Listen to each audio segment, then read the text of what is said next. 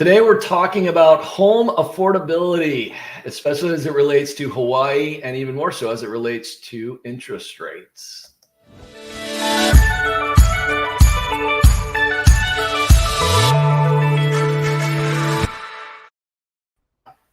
Hey, what's going on? It's Hal Wilkerson here with Hawaii Property Advisors. It is awesome to have you joining us today. Yeah, thanks. I want to say thanks to my boy Corry. This is Corry Doe, the owner of the Veterans Mortgage Source. Corry, how you doing, buddy? I'm doing great. Weather's good. Rates are dropping. It's been good. Yeah, for sure, man, for sure. Well, for those of you that are tuning in for the first time, Corry is one of our go-to lenders. Actually, I would say you are our main go-to lender at Hawaii Property Advisors these days. We do work with a handful of lenders, but Corry and the Veterans Mortgage Source has done just such an incredible job for so many of our clients. He's really turned into really our primary source for lending. And there's some good reasons to that, which we're going to get into here a little bit later in the show. But first of all, Corry, I want to just take a minute and let's learn a little bit more about you, buddy. One of the things that sticks out to me is that you're a West Point grad and former Army officer, right? That's how I got to Hawaii. Was Army shipped me out here and I stayed. Yeah. I mean, there's really only one Saturday every year that Corry and I can't be friends, and that's the Army-Navy game. Yeah. Obviously I was been good. Army's been treated well lately in that game. This is true. You know what's funny is when I was in, I was, let's see here, I was 8 years. Oh, when I was in school, we didn't win a game. So yeah, and I think that was when you were there. So I think there was only 1 year that when I was in the Navy that we didn't lose to Army. And then when I got out, it seems like we've lost like every year. It's streaky. They've had a long run. They won 10 plus in a row or something like that. And then Army's won the last however many. I think they've won like 5 out of the last 6 or something like that. Yeah. They've won a lot as of late. As of late, yes. Army's got, the pendulum's in the Army side for now, but it'll come back to Annapolis soon enough. So yeah, man. I mean, it's awesome that Corry, like I said, he's a great team member, kind of on the other side of the ball for us. If I can continue that football analogy, but Corry, tell me a little bit about your background. I know you obviously went to West Point. What did you do in the Army, and how long were you in, and when did you get out, and all that fun stuff? Yeah. So I was a West Point grad, economics major.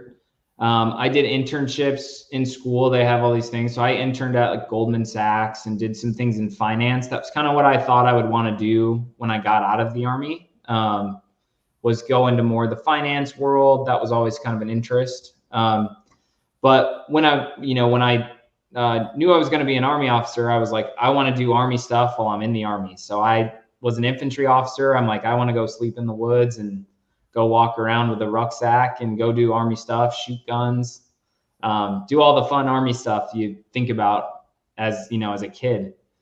So I went infantry, was down in Fort Benning doing infantry training and that stuff for a bit. And then I got stationed over in Schofield Barracks, Hawaii. So I was an infantry officer out here, did, platoon leader, executive officer, was in some of the staff shops for a bit. And then I finished up as a company commander for a stint there. And then I got out from here and decided to stay. Another Army buddy of mine had wrote me into mortgage lending, which was sort of financing and stuff. So I'm like, I got the background for this. I'll try it out. And fell in love with it. Love just kind of the balance of it's a personable job, but also a bit technical finance job. It's kind of you're helping people, advising people, which I love. I'm sure we've both had people call us up, crying about what a great decision they had, years later after they sell, and they, thankfully have made some of our clients have made a ton of money when they sell their home in a 3 to 5 year window, and it's hundreds of thousands of dollars. And So I love that. Just helping veterans set themselves up for financial success in the future is, something I'm super passionate about. And that's kind of how what I've been doing. So, at the Veterans Mortgage Source, we're geared towards VA loans and VA education is our big thing. Because if you know what the VA loan is, which you've just used your VA loan again, right, on your new place. But once you know what the VA loan is and the power it has to build wealth, it's a game changer. So that's really all we focus on is educate the VA loan, and that takes care of itself. Right. And I tell, I do classes all over for people, and I tell them all the time, whether you do your loan with us, I think we do a great job, or anybody, use your VA loan. All I want you to do is use your VA loan. Exactly. And we do all types of loan programs. We do everything. Sure. Conventional, FHA, USDA. We've done. I think with you, we've done all flavors. Weird investor type loans. Right. Yeah. So we do all of that, but our focus is definitely on the VA loans and the VA side of things. Sure. No, that's good, man. And it's been like I said, we've done all flavors with you here with Hawaii Property Advisors, and it's been a great journey. Like I said, every turn has been nothing but white glove, which is why we love having you as a team member. Actually, the way you guys lay stuff out for the clients, I love the way you guys do the videos as you go through the transaction, and it's what does this mean? What does this mean? It's next level for the service people get. And I think that's where hopefully we pair well together. Is it's really about service in your transaction. There's people you talk to, like, they've had miserable transactions, and I'd like to think we have very rare circumstances where that's the case. I think the biggest thing we both bring to the table too is just educating people on the process, because we do it every day and it's second nature. But if you've never bought a house before, maybe you bought a house years ago and you're buying again, or you're selling for the first time. Yeah. There's a lot of think you know, but you don't know. Yeah. That goes into that. Yeah. One of the things that I really love, especially, from a veteran standpoint or from an active duty standpoint, especially for our geographic region, is I always tell service members when I talk to them, for the first time, or, we're talking about their planning. I tell them, like, you do not realize it, but if you have PCS orders to Hawaii, you literally hit the PCS jackpot, because you've got access to a VA loan. You have in my opinion, the single greatest residential market for VA lending or VA homeowners in the country, right here in Hawaii. Oh, it's up there. It's number one, or it's top 5. Yeah. And depending on what metric you do use, right? And then obviously you're in Hawaii, so your weather is perfect year round.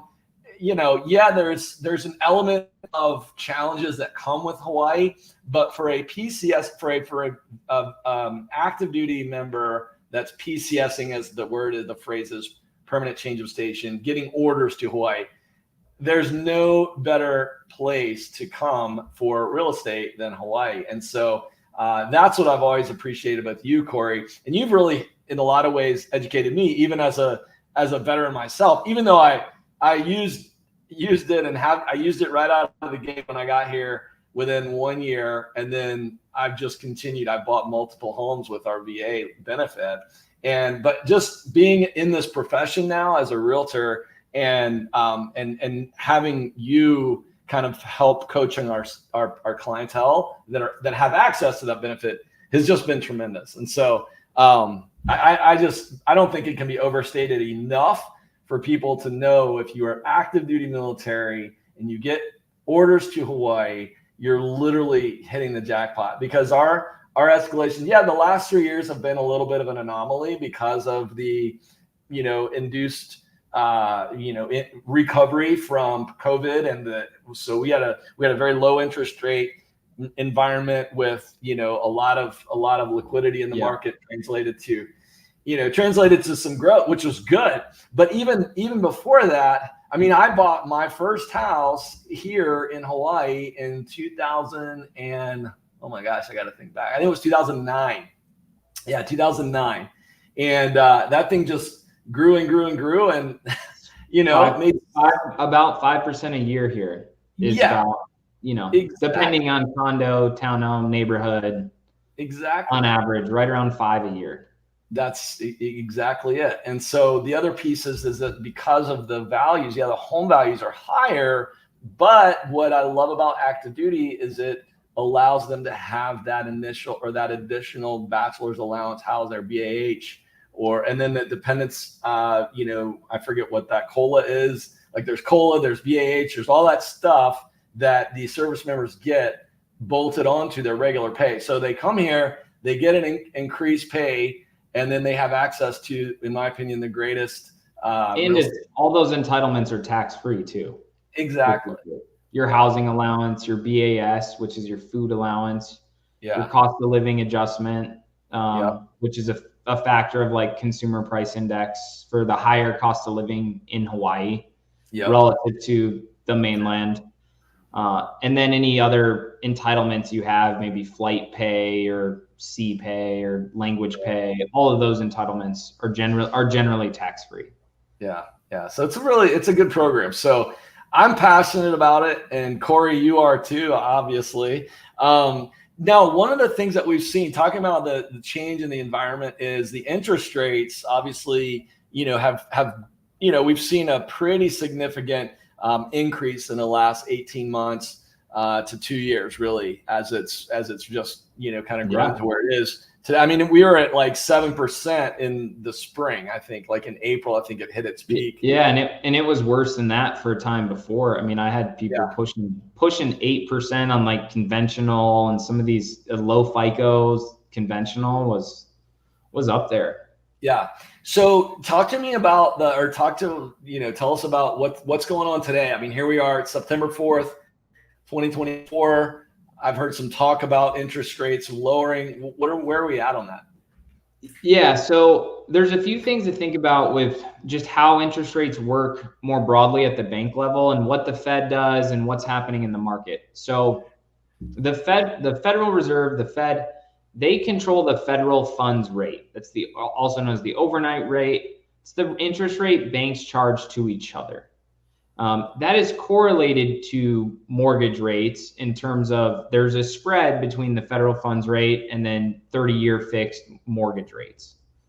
So when the federal funds rate comes down, everything that's sort of tied to that comes down. Coming down. Now, the Fed is going to absolutely cut rates September 18th. That is the Fed futures has that priced in at 100% of at least a 25 basis point cut, which is 0.25% reduction. Yeah. 250 basis points, I think, right?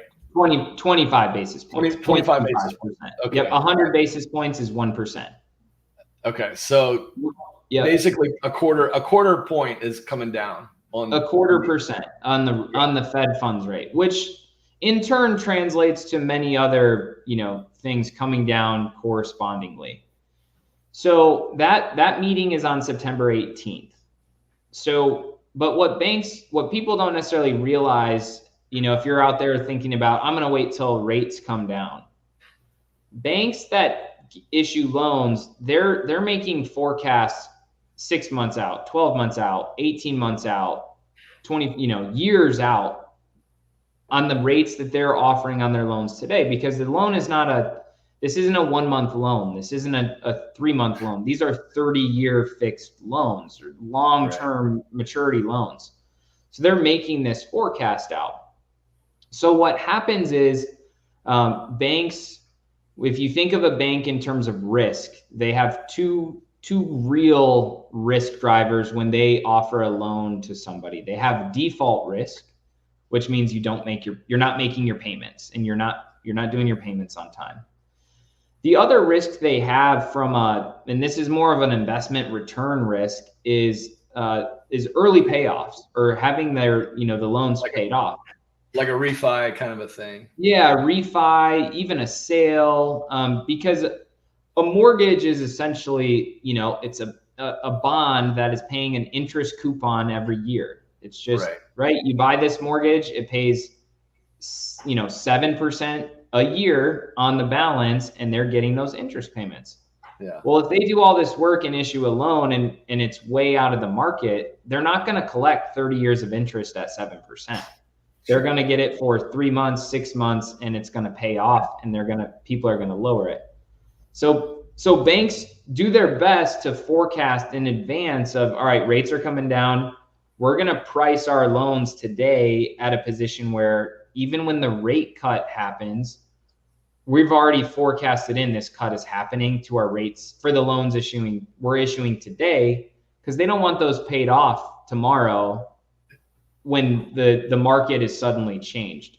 So there's an element of forecasting that goes into it, based on probabilities of what's going to actually happen, because they want to be in the best position to make as much interest on these loans as possible without getting them paid off and without having defaults.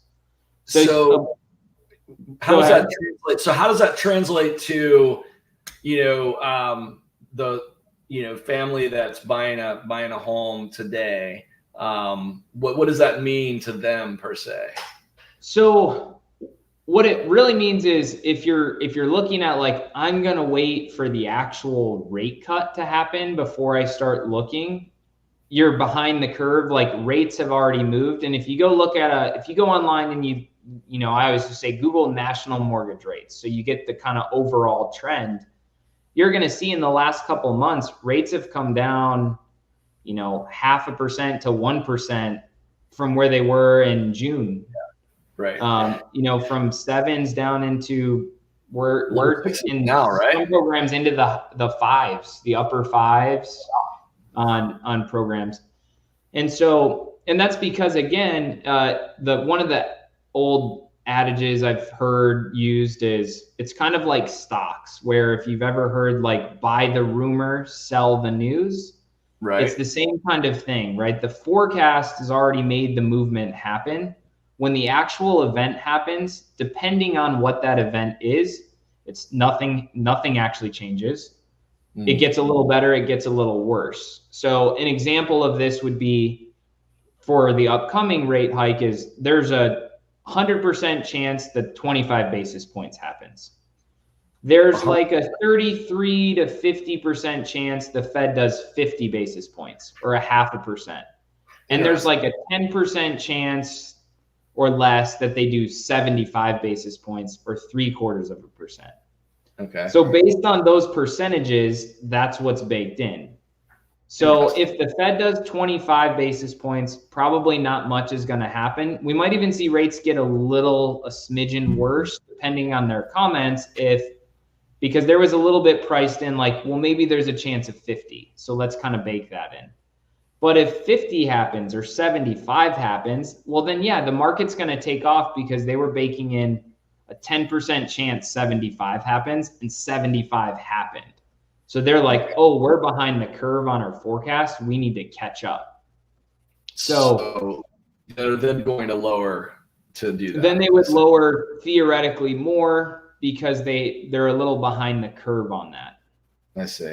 Interesting. So for the home buyer out there, though, refis are already happening, and I think there's an element of, and I've told people this for months, like, rates will come down. Right. You want to be shopping and getting out there while the deals are still happening, before everyone sees in the news Fed rate cut and is like, it's time to go buy a house again. Rates are lower. Rates have come down already. This is the perfect sweet spot to start getting in, because your competition hasn't fully ramped up yet, but rates are already better than they were a month ago. And if they keep getting better too, on a VA loan, 210 days, 6 payments, essentially, you can refi again, take advantage of a lower rate cut, but get the deal on the home before, now you're competing on more stuff. And so the other thing you can do too, if you're like, hey, I want to wait, even when you're in contract on a home, I have pretty much all of my people doing the shortest locks possible. So instead of getting into contract and locking your interest rate right away, you can do what's called a float, where you're letting the market trickle before you lock in that rate right before closing. So instead of doing a 45 or a 30-day lock, you can do a 15-day lock and lock towards the end of your transaction, especially September 4th. If they're trending down. Yeah, if they're trending down, you're not going to close on your home until probably October now. Yeah. So if you want to wait till the Fed meeting happens because you think there could be some movement or that's your preference, you could totally do that. But you got the home now at the price and locked into contract. You floated your interest rate through the Fed meeting if that's what you want to do. And then you can lock an even lower rate than when rates were when we got into contract. Right. So you have some options there. And the same thing happened when rates went up, a couple of years ago, is based on inflation and what the banks thought the market was going to do or the Fed was going to do with rate hikes. They start jacking the rates before they're actually raised. Right. So rates have already gone up before the Fed officially raised the rates because banks knew rates are going to be raised. We saw this 2 years ago. Yeah. And so it's the same kind of concept coming back down. Gotcha. So tell me a little bit about what your opinion is on like overall affordability. Obviously with Hawaii's high average costs, I think our median family home, single family right now for July 2024 was 1.06 million, compared to 960,000 in the previous year. Obviously the interest rates coming down is generating an increase in affordability. But when they're against these higher average price points, I guess, how do you see that impacting, the overall market? I'll just give you a basic example. I'm going to pull up my mortgage calculator here. Okay. We'll look at $1 million home, just principal and interest, from where it was. So $1 million home, and this is loan amount. Sure. $1 million loan. Let's say it would be 100% loan to value, which most VAs are. Yeah. 30-year term, 7% interest. And we'll do 7.25 to make the math a little easier for us. So $1 million loan, 30-year term, 7.25 interest, which is where it was, for the last year plus. Yeah. It's $6,821 a month for principal and interest, $6,821. Let's take today, where I have people locking right now 5.75, same home. $1 million loan, 30-year term, 5.75 interest rate. That payment is $5,835. You are saving $1,000 a month. Yeah, $12,000 from where you were 6 months ago. For the exact same house. Yeah. So that has significantly improved the ability to afford a home, go get a single family home. In terms of, let's just talk qualification. Let's say you're on the bubble. $1,000 in mortgage savings translates to, assuming a 50% DTI threshold, which you can go further on VA, but 50% is a good, easy number for us. So that means your income is $2,000, you can have $1,000 in debt. That means you could qualify for the $1 million home today with $24,000 less annual income than you could a year ago. Right. Because of the fact that the payment's $1,000 less, which means $1,000 in monthly payment is $24,000 in income for 50% DTI. DTI. Yeah. So if you were making, if the cutoff was, 150, now it's 125 for household income to qualify. And everyone's situation is going to dictate that a little differently. Yep. But that math is going to hold true regardless. The amount of income needed for that price drop, for that payment drop, is $24,000 less, essentially, that you needed to qualify. Right. So affordability is going to go up across the board. And that's going to translate to an increase in competition. I mean, there's no other way to say it, right? Yeah. And I think, and that's where, I think a lot of the where it's like getting in, if you can get in now while the competition's not too high, rates will still keep trickling down. If you look at, a good thing to Google if you're watching this is like the Fed dot plot. It's what it's called. You've showed me that before, actually. You know what? Let me pull it up. Members' projection of where the people who vote on it, where they anticipate rates to be. Let's take a look at it real quick. I want to pull it up here. Pull it up.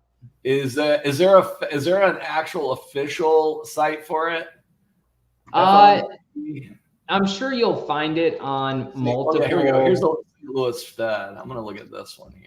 You should have one on like Bankrate or the St. Louis, the Federal Reserve Board. If you pull it up, should have a copy of it.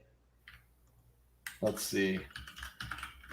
So if you look on like the Federal Reserve Board on Google here, they had the paper they published in June. Looks like they're March 20, 2024 from fedreserveboard.gov.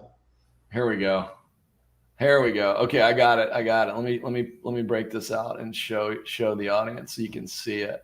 This was fascinating to me as a numbers nerd. So let's see, share screen. Hold on a second here. Yeah, and while you're pulling this up, so what this chart is the voting members of the Fed's personal projections of where they anticipate interest rates to be. Yep, this is the Fed's, I think, from March. Yep, March 20th, 2024. So the right side we've got the fund rate. Yeah, the right side we've got the percentage, right? Correct. And each dot represents a member of the Fed that votes. Okay. So what this shows you, if you look towards the bottom, is 2024, 2025, 2026, and then long run where they think rates are at.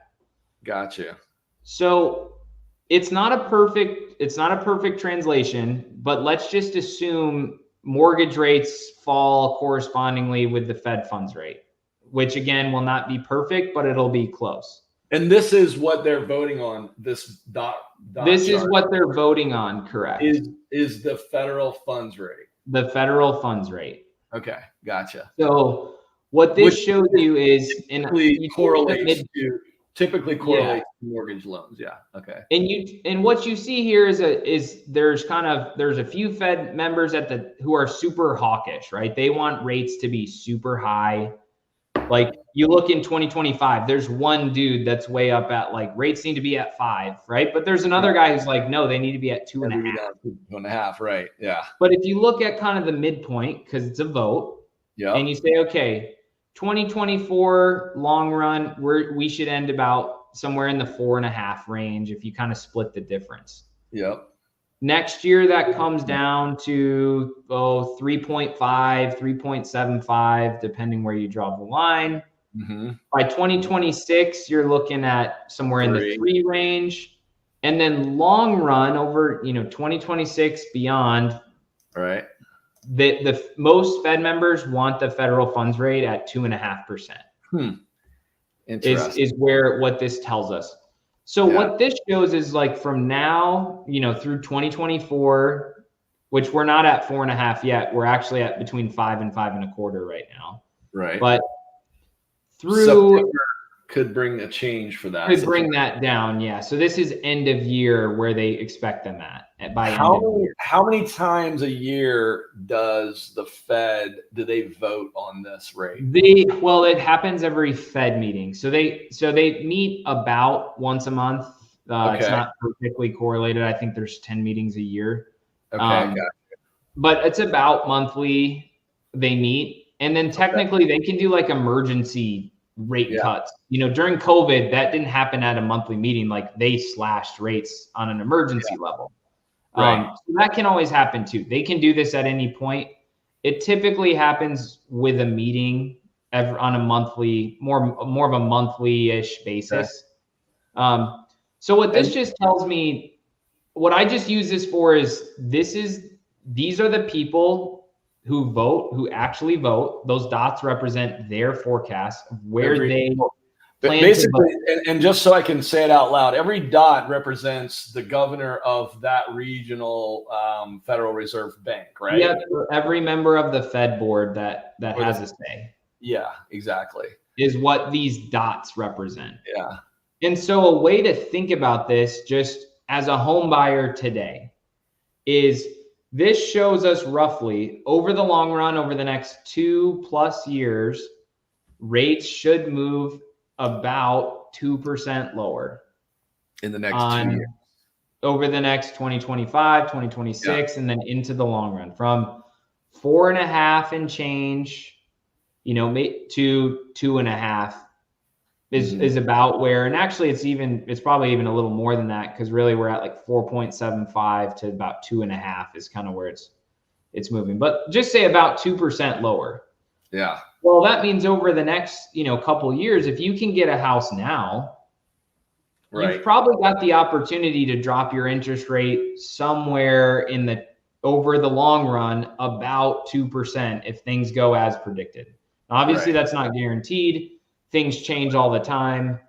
Yeah. We can't predict the future, but there is a trend in the Fed, in the Fed's own dot plot, the Fed members' own viewpoints, that rates are trending down for the next multiple years.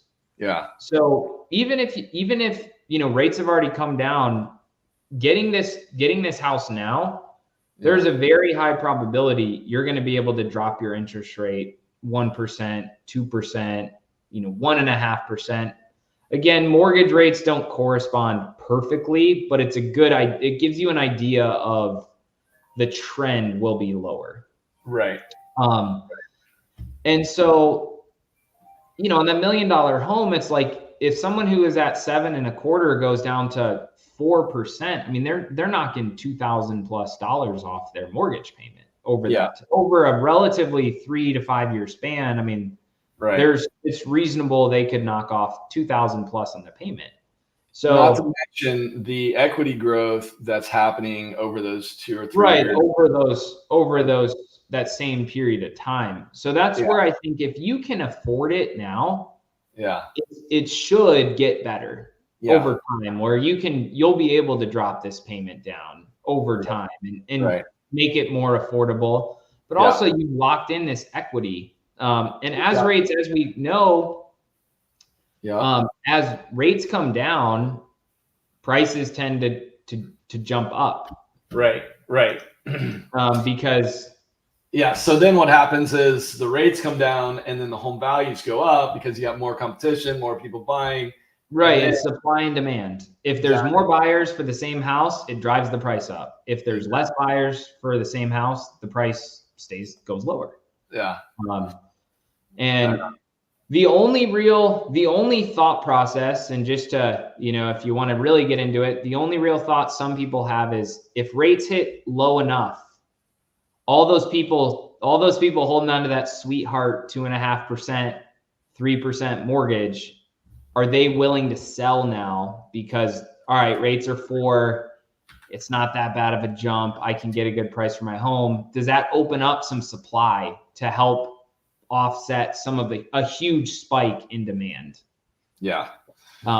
Is kind of the thinking. But it's in Hawaii, demand has almost always outpaced supply here. Always. And that's why prices are always up. Yeah, we have a massive dearth of inventory right now. I think in my last education seminar, I looked this data up on like HBR periodically. I do it about once a quarter. The state estimates 70,000 homes short of what would support the population. Yeah. So even if like instantly we threw 50,000 homes on the market for sale, It's still assuming people could buy those homes, there's still enough demand to sop all those up. Right. Because there's such a shortage of housing here.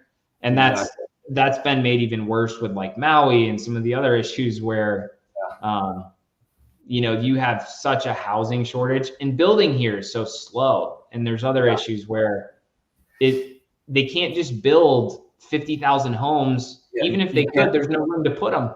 Well, or the land needs to be zoned, it needs to be developed, the infrastructure needs to be put in place. I sat through a real interesting conversation 10 years out to do anything like that. Yeah, exactly. The Metro board region, I sat through a meeting with a guy named Sterling Higa, really a fascinating, he's a thinker around housing in Hawaii. Interesting guy. Wouldn't surprise me if he has political, leanings eventually. But one of the things that I asked him specifically was, with the challenges that we have right now economically, what is the city or the city and county of Honolulu or the state by and large, what would be the best move for them to do right now? And his answer was infrastructure. Because that is the number one need. You can build a community, but if you don't have electricity, you don't have pipes, you don't have sewer, you don't have water supply, it doesn't make any sense. So all that stuff, that infrastructure is kind of what needs to be built right now, which really makes sense. But this is fascinating stuff. And we talk about sort of like home valuation. And we're also have talked a little bit about VA members. So if you're an active duty member of the military and you're thinking about moving to Hawaii, Corry, you've got a really good resource hung on your website. You want to tell us a little bit about that? So, it's geared towards military. The website's called pcstoparadise.org. It's geared towards helping military members have resources for their move. But even if you're watching this and you're not military and you're moving to Hawaii, or you want to see, what it is, we're constantly updating it, and it's got tons of resources about how to move here. Hikes, restaurants, beaches, areas, how to get certain, pets here, other things like that, because it can be tricky to move, out into the middle of the ocean from, it's 5,000 miles away. Yeah. And there's a lot of moving parts and a lot of local knowledge that doesn't translate through a Google search, right? Right. And so it's all consolidated, use it, whether you're military or not, there's great information in there just to help you understand and get familiar with the island, know the areas. The website has like a whole map that's dedicated to like show you actually what it looks like on the ground, different spots around the island, just to familiarize yourself with, some of the different areas, the locations, where the military bases are at, kind of where the hot spots are at, to help you make the move a little smoother. Yeah, perfect, man. I was a little late on the draw here. I was gonna pull it up here and just show it to you. But that particular website, there we go, pcstoparadise.org. If they download this free PCS guide right here, basically it's going to get all that information, right? Yeah. And there's information too about housing, mortgage calculator, realtors. You're up there, connect with a realtor that can help you with your move and stuff like that. Right. And, but just a bunch of information. If you click on your learn more here, it's got all your stuff, in here. Who are these other people, man? Come on, dude. I know. Who are these other people? Just kidding. But there's some really great stuff here to help you just make that move and get ahead of it. Even if you get one thing out of it, I know you and I always talk about books. Even if you get one nugget out of a book, it's great. Worth it.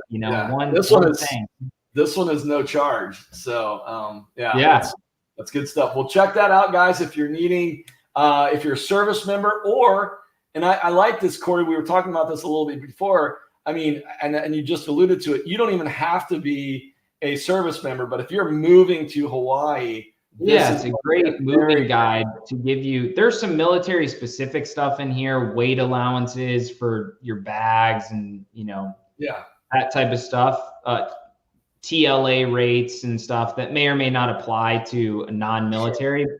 But the bulk of the information about the island, things to do, places to go, where to stay, contact info, that all applies to everybody. Yeah.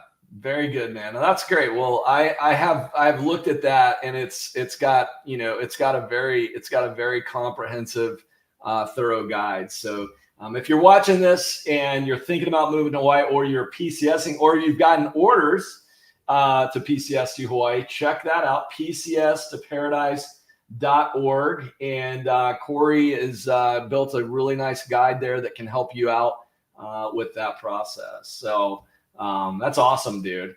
Yeah. Read through the guide. Even if you're local, read through the guide. Tell us what we're missing. It's a live document. It's a living document. Yeah. We miss things too, where, hey, this doesn't, you should bring this place up. This is a great place. This is a new spot. You're a restaurant owner. You've got a new great spot that, I don't know about. I haven't been to. Let us know. We'd love to add things to that too. If there's things, you've seen on there that you think deserves to be a new person moving here needs to know, let us know. We'll add it. Good stuff, man. Good stuff. Well, cool, Corey. Well, dude, this has been a pleasure, bro. I appreciate you taking some time. Yeah. Thanks for having me on here. I know there's so many topics we can talk about, and we'll do a lot more of these.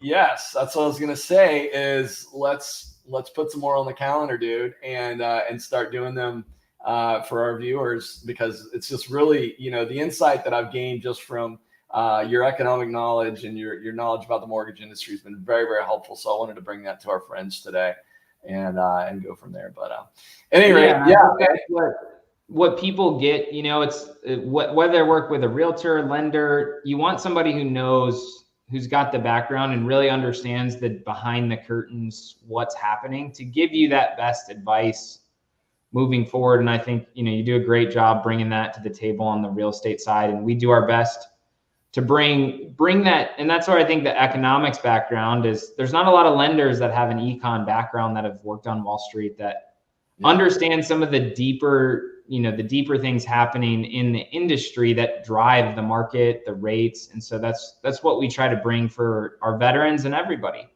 Exactly. And I think the number one thing I took away from today's chat, Corey, is seeing that dot plot and seeing how the votes for the 19 or 20 members of the board, they're sort of forecasting it to. Yeah. What are their thoughts? I mean, these are the people that drive that rate.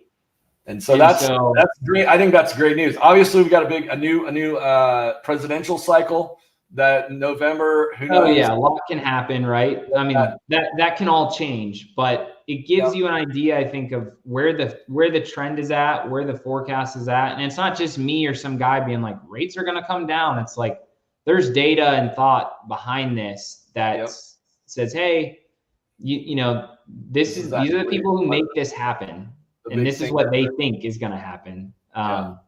So it's, it's interesting. Except for that one guy. That one guy is just like. Except for that one guy. We don't want him on the board anymore. He doesn't get a vote. Right on. Luckily, it's a vote. Luckily, it's a majority vote, and how they do it. And usually they all get in line with. They usually all get in line once majority is ruled. They all change their tune. Yeah. Well, very cool, bud.